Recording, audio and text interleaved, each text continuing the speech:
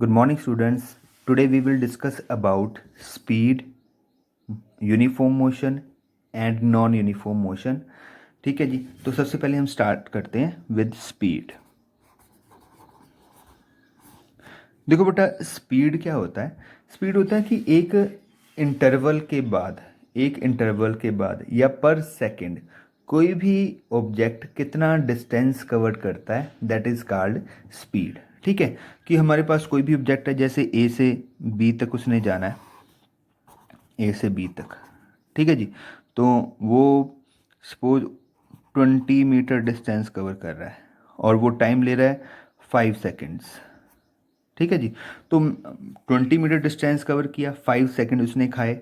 तो मैंने आपसे पूछा कि 1 सेकेंड में उसने कितना डिस्टेंस कवर किया. तो 1 सेकेंड का डिस्टेंस निकालने के लिए ऑब्वियसली आपको क्या करना पड़ेगा, 20 से 5 को डिवाइड करना पड़ेगा, तो वो 4 आ जाएगा. तो आपका जो 1 सेकेंड में डिस्टेंस कवर्ड है वो 4 आ जाता है, और इसी को हम कहते हैं क्या, स्पीड. ठीक है. तो अगर मैं यहाँ से अगर हमने 4 निकाला है, 4 कैसे निकाला है, मैंने डिस्टेंस को टाइम से डिवाइड किया है, और यही स्पीड का फार्मूला होता है.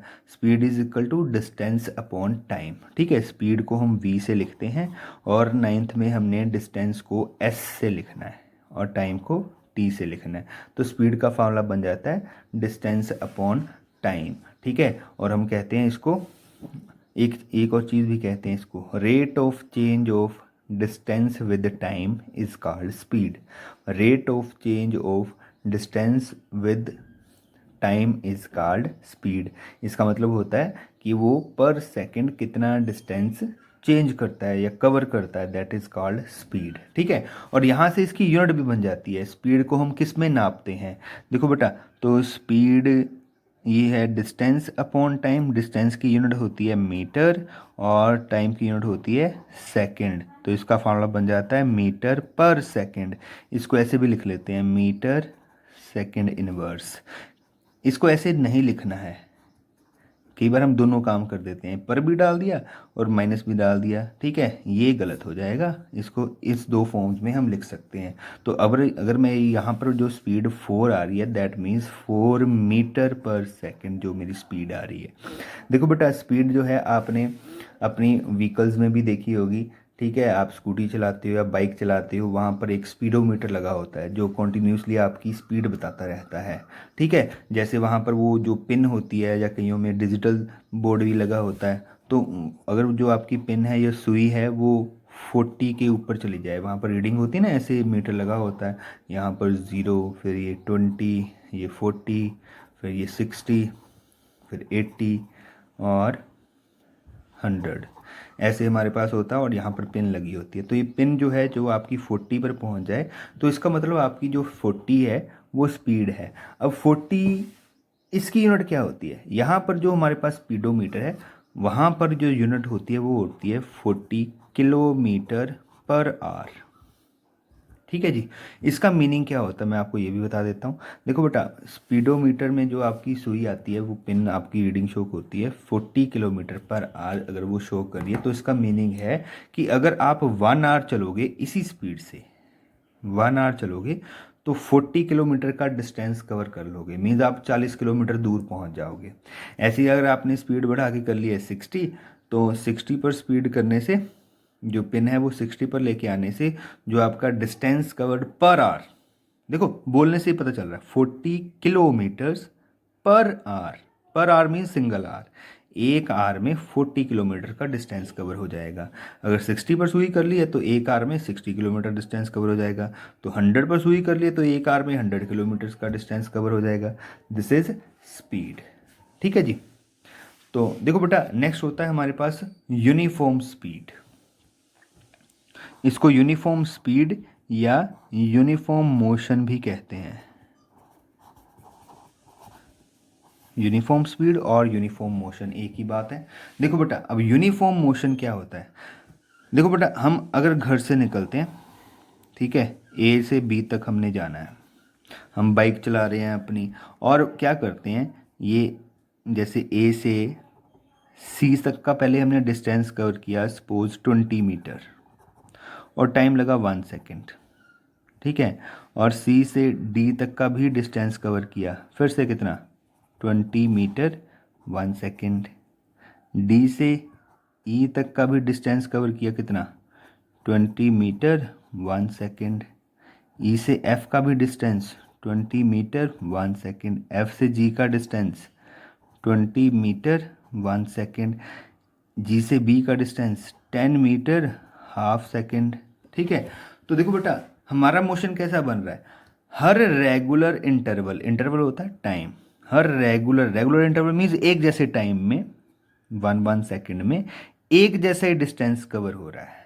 ठीक है, तो when object covers equal distance in equal interval of time then the motion is called uniform motion and speed is called uniform speed. यहाँ पर देखो हर, और uniform speed means speed constant रहेगी, सेम रहेगी हर जगह। देखो मैं ए से सी तक की स्पीड निकालूँ तो डिस्टेंस कितना है 20, टाइम कितना है 1, तो 20/1 20 मीटर पर सेकेंड।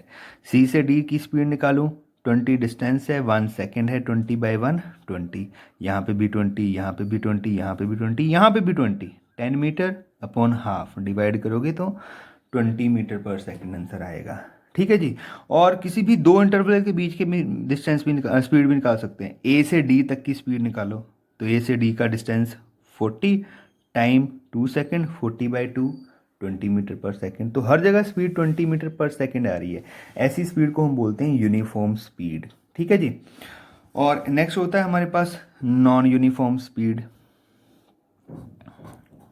Non uniform speed. ठीक है जी, तो नॉन यूनिफॉर्म स्पीड क्या होती है, अगर हमारे पास कोई भी ऑब्जेक्ट, जैसे फिर से ए से बी इसको चलाते हैं और इसकी जो हर रेगुलर इंटरवल में सी डी, जैसे यहाँ से ए से डी तक का उसने 20 मीटर डिस्टेंस कवर किया, 1 सेकेंड लगाया। सी से डी तक का डिस्टेंस है वो उसने 15 मीटर कवर किया और 1 सेकेंड लगाया। ठीक है, डी से फिर ई तक का जो डिस्टेंस है वो 30 मीटर उसने कवर कर लिया और 1 सेकेंड लगाया। ई से बी तक का जो डिस्टेंस है वो 10 मीटर कवर किया, उसने 1 सेकेंड लगाया। तो देखो बेटा अब क्या हो रहा है, अब ए से बी तक, ए से सी तक चला था 20 मीटर, 1 सेकेंड लगाया। उसके बाद उसने ब्रेक अप्लाई कर ली, स्पीड कम कर ली, 20 मीटर 1 सेकेंड, ठीक है 15 मीटर। उसके बाद फिर से स्पीड बढ़ा ली, अब 1 सेकेंड में वो 30 मीटर डिस्टेंस कवर कर रहा है। अब फिर से ब्रेक मार रहा है, 1 सेकेंड में 10 मीटर डिस्टेंस कवर कर रहा है। ठीक है, तो इसको, ऐसे मोशन को बोलते हैं हम नॉन यूनिफॉर्म मोशन। ठीक है, या और उस टाइम जो स्पीड होती है उसको बोलते हैं नॉन यूनिफॉर्म स्पीड। दोनों में फ़र्क क्या है, देखो बेटा यूनिफॉर्म स्पीड में हम क्या बोलेंगे, when an object covers equal distance in equal interval of time the motion is called uniform motion and speed is called uniform speed. ठीक है, आप इसको लिख सकते हो। और second is non uniform speed, when an object covers equal unequal distance in equal interval of time, unequal distance in equal interval of time, it is called non-uniform speed. Okay, तो ये था हमारे पास यूनिफॉर्म मोशन या uniform speed and non uniform speed. Next हमारे पास quantity होती है that is acceleration. ठीक है, एक्सेलरेशन।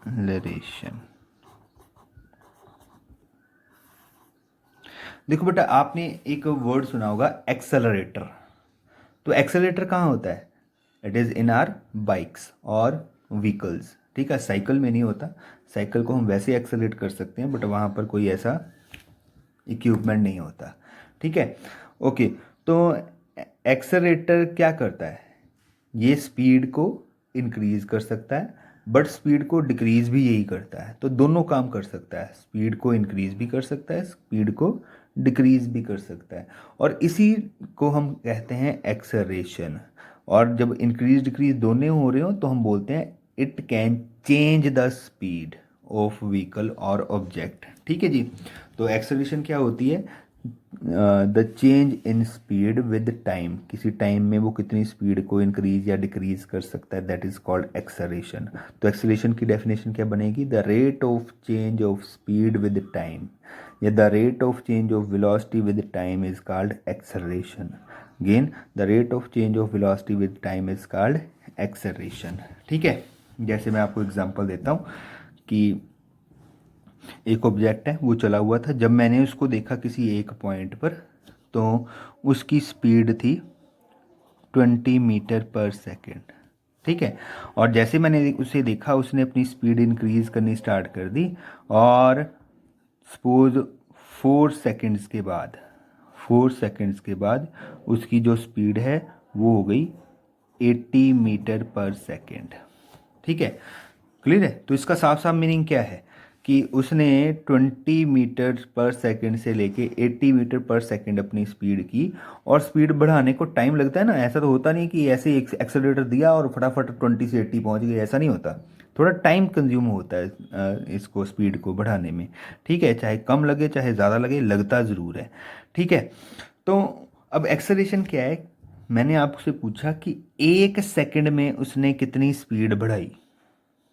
दोबारा, 1 सेकंड में उसने कितनी स्पीड बढ़ाई। स्टार्टिंग में थी 20, फिर बन गई 4 सेकंड के बाद 80, 1 सेकंड में कितनी स्पीड बढ़ी।